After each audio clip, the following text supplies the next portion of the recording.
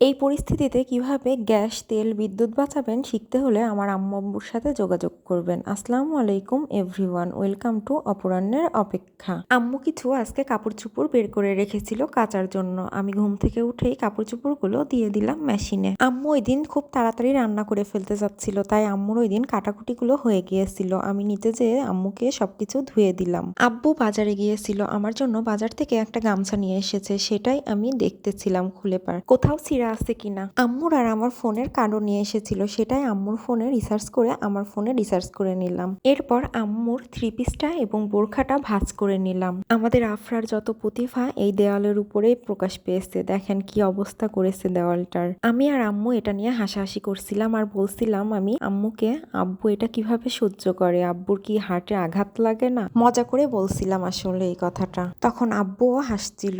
এর মধ্যেই মেশিনের কাপড় চোপড়গুলো হয়ে গিয়েছে। আমার আম্মু আমাকে এতক্ষণ এত জ্বালাচ্ছিল যে মেশিনে কাপড়ই হবে না, কাপড়ই হবে না, দেন হয়েছে। এটা নিয়ে আম্মুর সাথে আমি একটু ঝামেলা করছিলাম আর কি। সবসময় চলতেই থাকে আমাদের এইসব, মজা করেই করি দুইজন এমন। তারপর দেখেন আমার আম্মুর কাণ্ড। আমার আম্মু কি করেছে, ঢেঁড়সগুলোকে ভাতের মধ্যে দিয়ে দিয়েছে সিদ্ধ হওয়ার জন্য। কি বুদ্ধি বাবারে বাবা, আলাদাভাবে আর গ্যাস বা কোনো কারেন্ট পড়লো না, একইতেই হয়ে গেল। দেখ, সেটাই আমি ভাতের মধ্যে থেকে বের করে ভর্তা করে নিলাম ভালোভাবে। আমি আবার সেই গরম ভাতের মধ্যেই মাংস ভুনাটা বসাই দিলাম। এভাবেই আমরা বাড়িতে গ্যাস, বিদ্যুৎ, তেল বাঁচাই চলি আর কি। এর মধ্যে আম্মু একবার মেশিনে কাপড় চোপড় হওয়াতে একটু আস্থা পেল, আবার আর এক মেশিন দিয়ে দিতে বললো কাপড় চোপড়। আমিও দিয়ে দিলাম। আগের বার হয়ে যাওয়া কাপড় চোপড়গুলো আমি আবার উপরে নিয়ে যাচ্ছি মেলে দেওয়ার জন্য। না না, এটা আর কন্ডিশনার না, এটা শ্যাম্পু। এবার দেখেই নিয়েছি এটা শ্যাম্পু কিনা গুগল থেকে। এরপর কাচার জন্য বোরখাটাকে ভিজাই দিলাম শ্যাম্পু দিয়ে। আব্বু যে গামছাটা নিয়ে এসেছিল সেটাও এটার সাথেই ভিজাই দিলাম একসাথে।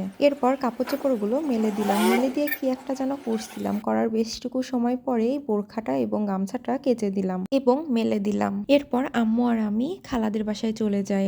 মেনলি আম্মুর যে থ্রি পিসগুলো বাকি আছে বানানো, সেগুলোই বানাতে দেওয়ার জন্যই চলে যায়। আমার আম্মু যেই দর্জির কাছে বানাই সেই দর্জিটার বাসা আমার খালার বাসার ওই দিকেই। রিক্সায় উঠে চলে যায় খালাদের বাসায়। খালাদের বাসায় যে এক মজার কাণ্ড, খালারা কেউ বাসায় ছিল না, সবাই ছিল তালিমে। ওইদিকে একজনকে ডেকে বলা হলো এদের বাসার সবাই কোথায়, দেন বলল ওরা সবাই আছে তালিমে। তারপরে ডেকে নিয়ে আসলো, দেন আমরা আগে আম্মু থ্রি পিস গুলো বানাইতে দিয়ে দেন খালাদের বাসায় আসি। দেখেন এই পিচ্চিটা এত মিশুক ছিল, আমাকে রাস্তায় দেখে মাম্মাম মাম্মাম বলে আমার পিচ পিচ চলে এসেছে, কোনো ভয়ও নাই কিছু না। আর এত মিশুক ফার্স্ট দেখাতেই ওর আম্মু ডাকায় তখন আবার চলে গেল। ভাবি আমাকে দুই ধরনের ওয়েফার খেতে দিয়েছিল এবং বিস্কিট খেতে দিয়েছিল এবং কেক খেতে দিয়েছিল। আমি তেমন কিছুই খেতে পারিনি, দেন আমি ওইগুলো সবই নিয়ে এসেছি, শুধু একটা ওয়েফারই ওইখানে বসে খেয়েছিলাম। আমি, ভাবি আর জান্নাত গল্প করছিলাম রুমের মধ্যে খালাদের বাসায়। আর আম্মু আর খালা ছিল তালিমে, ওখান থেকে খিচুড়ি দিয়েছিল, সেটাই বাসায় নিয়ে আসি আমরা এবং ভাবি যা যা দিয়েছিল সবগুলো বেঁধে নিয়ে আসি।